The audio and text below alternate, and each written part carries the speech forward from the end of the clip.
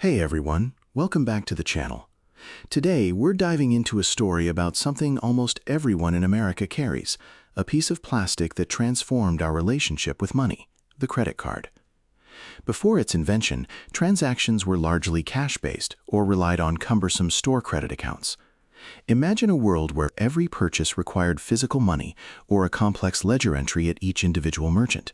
It was a system ripe for disruption, especially as post-World War II America roared into an era of unprecedented consumer spending and prosperity. The spark for this revolution came from an unlikely source, a New York businessman named Frank McNamara. The year was 1949. McNamara was enjoying dinner at a fancy restaurant with clients when he realized he'd forgotten his wallet. The sheer embarrassment and inconvenience of the moment struck him. He had to call his wife to bring cash, and the experience left a lasting impression, planting a seed for a solution that would prevent similar predicaments for others and for himself in the future. This simple mishap was about to change the world. McNamara's genius was not just to avoid future embarrassment for himself, but to envision a universal charge card, not specific to one store, but accepted by many. The idea was simple. Instead of carrying cash, you'd present a card, sign for your purchase, and then receive a single monthly bill for all your charges. This unified billing system would be a massive convenience, streamlining payments for both consumers and merchants. It promised to unlock spending by removing the immediate friction of cash, a powerful psychological shift no one fully understood yet. And so, in 1950, Diners Club was born. McNamara, along with his business partners Ralph Schneider and Matty Simmons, launched the first multi-purpose charge card. Initially, it was a very exclusive affair, issued to a small group of business associates and friends, primarily for use in a few select New York restaurants. The early cards were made of cardboard, far from the sleek plastic we know today. This small experimental venture was the timid first step into a financial future no one could truly imagine. The initial growth of Diners Club was steady, albeit slow by modern standards. Within its first year, the company had around 20,000 members, and acceptance expanded to approximately 400 restaurants and hotels. Membership was typically limited to affluent businessmen who appreciated the convenience of consolidating their dining and travel expenses into a single monthly payment. The card offered a small, exclusive taste of financial freedom, catering to a niche market ready for this type of modern convenience. It was a status symbol as much as a payment tool. As the 1950s progressed, Diners Club proved the viability of the multi-purpose charge card. It quickly expanded beyond just restaurants, encompassing travel, entertainment, and other business expenses. This broader utility made it even more appealing to its affluent user base, solidifying its position as a valuable tool for modern living. The company's success caught the attention of other major players, signaling that a significant shift in consumer payment methods was not just possible, but inevitable. The market was clearly ready for more. Enter American Express in 1958. Already a giant in the travel and financial services industry, American Express saw the potential and launched its own charge card. Leveraging its established brand, extensive network of travel agencies, and global presence, American Express quickly became a formidable competitor. Their card, often green, offered a higher spending limit and was marketed towards frequent travelers and high-income individuals, solidifying the idea that these cards were a mark of prestige. The competition was heating up, pushing innovation forward. It's crucial to understand the difference here. Both Diners Club and American Express offered charge cards, not credit cards in the modern sense. With a charge card, the full balance was due at the end of each billing cycle. You couldn't carry a balance over month to month. This meant users had to pay off their entire debt, avoiding interest charges but limiting spending flexibility. The true innovation, allowing you to pay a minimum and incur interest on the rest, was still just over the horizon, poised to unleash an entirely new economic paradigm. That paradigm shift would come from Bank of America. While charge cards offered convenience, they didn't fundamentally change how average Americans managed their spending over time.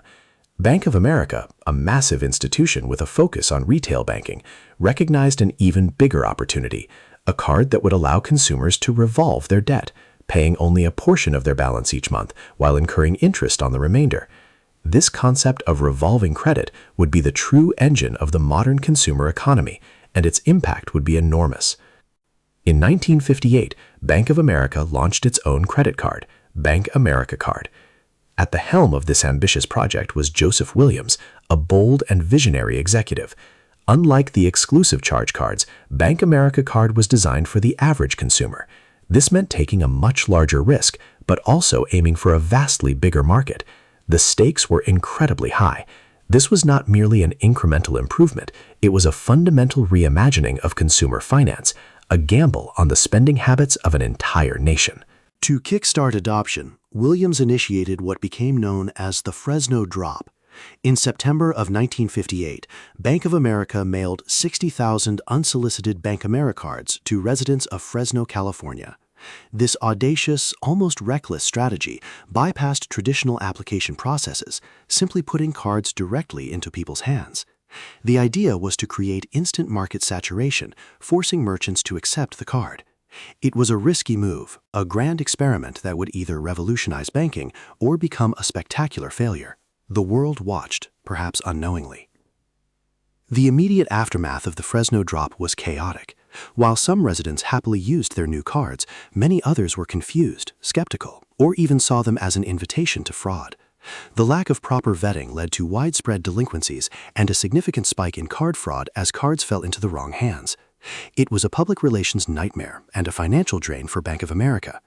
This initial stumbling block highlighted the immense challenges of introducing such a radical new payment system to an unprepared public, almost derailing the entire concept. Despite the initial turmoil, Bank of America persevered. They learned valuable lessons from the Fresno experiment, quickly implementing stricter application processes, improving fraud detection, and educating both consumers and merchants. The concept of a revolving credit card, despite its messy birth, started to take root. People began to understand the convenience, especially for larger purchases that could now be paid over time.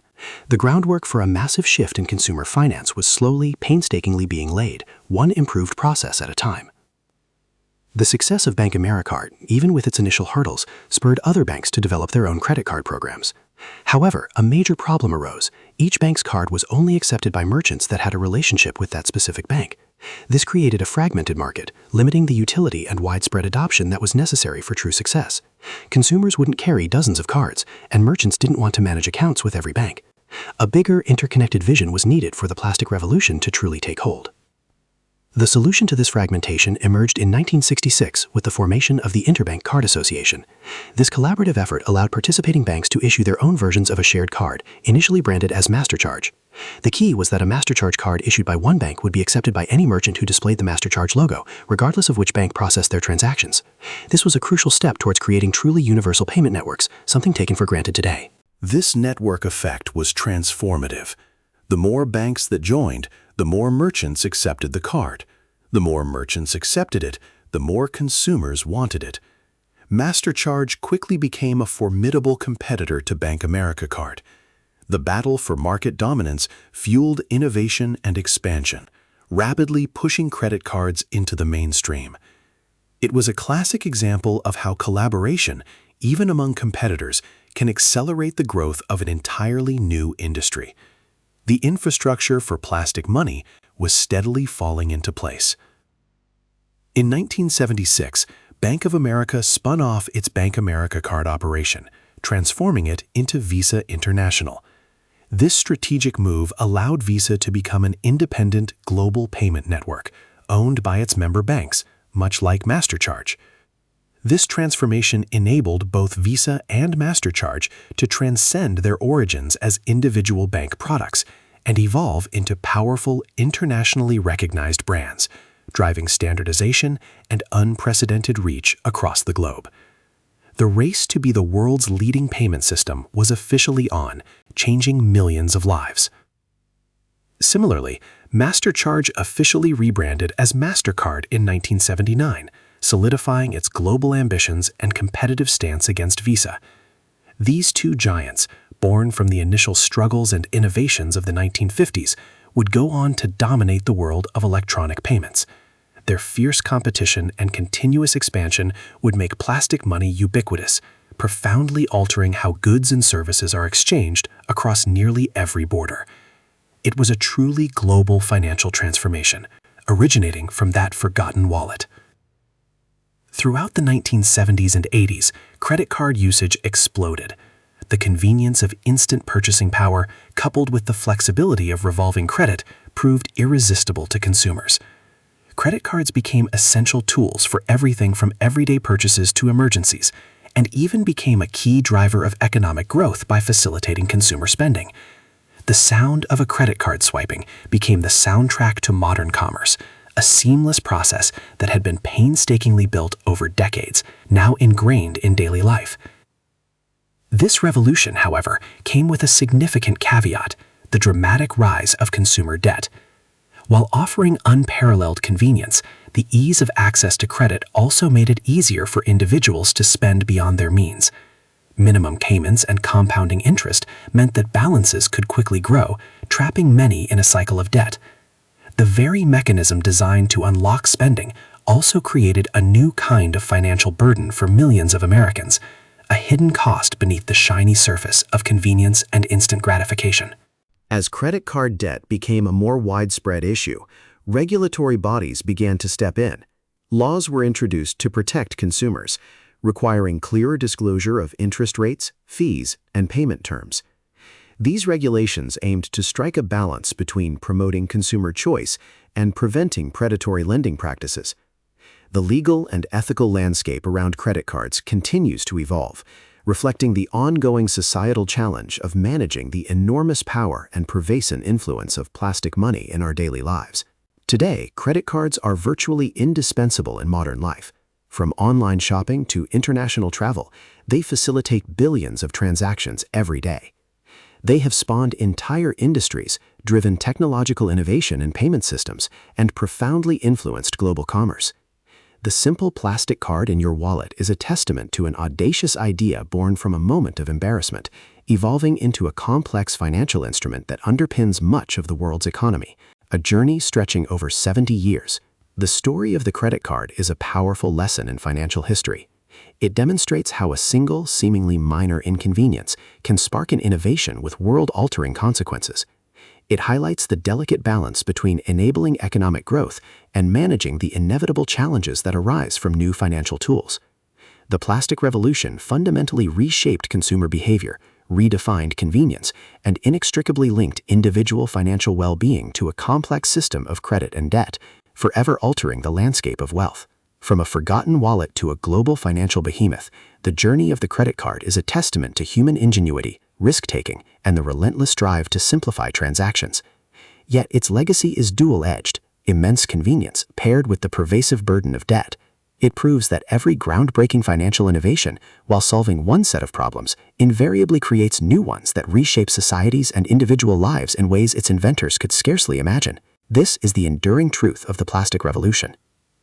Thank you for joining us on this deep dive into how the credit card changed everything. We hope you gained a new perspective on the history of modern finance and the tools we use every day. Don't forget to like this video, subscribe for more financial history stories, and hit the notification bell so you don't miss our next upload. We'll see you next time as we continue to explore the dramatic events that forged our economic world. Stay curious and keep learning.